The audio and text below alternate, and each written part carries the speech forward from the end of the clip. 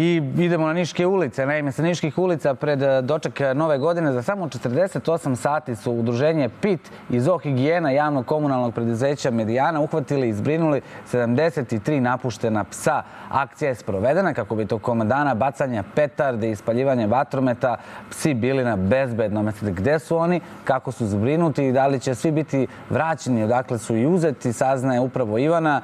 Ivana, da li je ova akcija donela životinjama još nešto sem nekoliko, hajde da kažemo, bezbrižnih dana? Jeste, Danilo, ja sam se to baš iznenadila. Kažu iz Udruženja za zaštitu životinja da su u stvari se i Nišlije nekako malo više angažovale, a više o tome će nam reći i naša sagovornica. No, eto, to je prilika zapravo da neko od nas odgovorno udomi nekog četvoronožnog ljubimca. Tanja je sa nama. Tanja, čuli smo koliko ste pasa sakupili sa ulica. Hoće li oni biti vraćeni i kako su sada? Meni deluje malo nestvarno i filmski kako ste ih lepo udomili.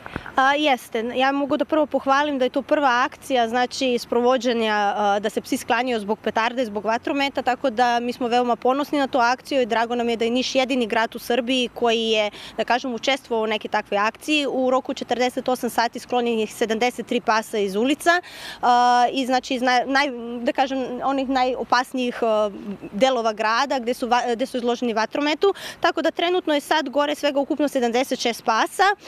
Znači svaki dan ih obilazimo gore, svaki dan su psi šetani, psima je omogućeno sve od veterinarske brige do svega.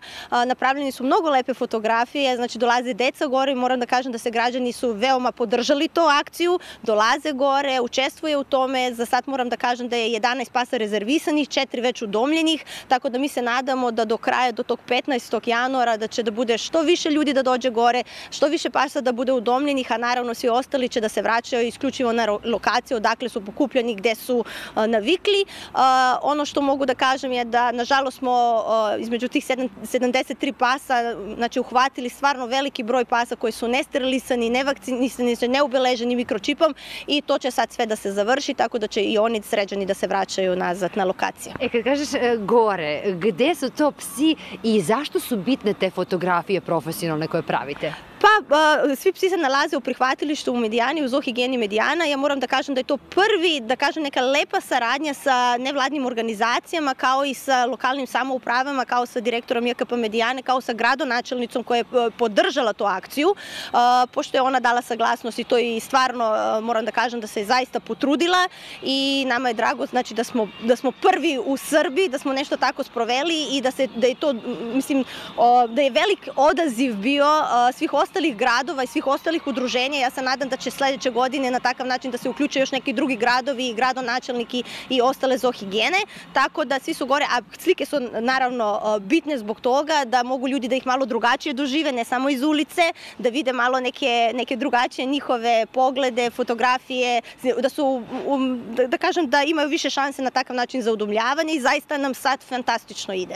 Sada kada bih ja, na primjer, da nemam psa, želela da uzmem još jednog ili da uzmem novog nekog člana porodice, šta moram da uradim da bih ga dobila? Znači, dođete gore u gradsko prihvatilište JKP Medijane u Zoohigijenu, tamo svaki dan čeka i volonter i mi, tako da vam predstavimo pse. Juče moram da kažem da su došli čak 4 građani koji su se zanimali za udomljenje pasa, tako da oni prvo objasne neke svoje potrebe, kako žive, kako bi čuvali psa, kako psa u stvari traže, da li imaju decu, da li nemaju. Znači, na takav način onda zajedno idemo i predstavimo im pse, onda na kraju se oni sami odluče karakterno koji pas bi im najviše odgovarao, potpiše se ugovor o udomljavanju, vlasništvo se onda prenese na njih i to, kažem, da je neka lepa priča i zaista sam fascinirala koliko građana dolazi gore i prvi put da kažem da se zanima i pre svega koliko su mediji po čitavoj Srbiji podržali tu akciju, tako da ja sam prezadovoljna sa rezultatima. Hvala vam, ja sam prezadovoljna koliko ste energije preneli nama, da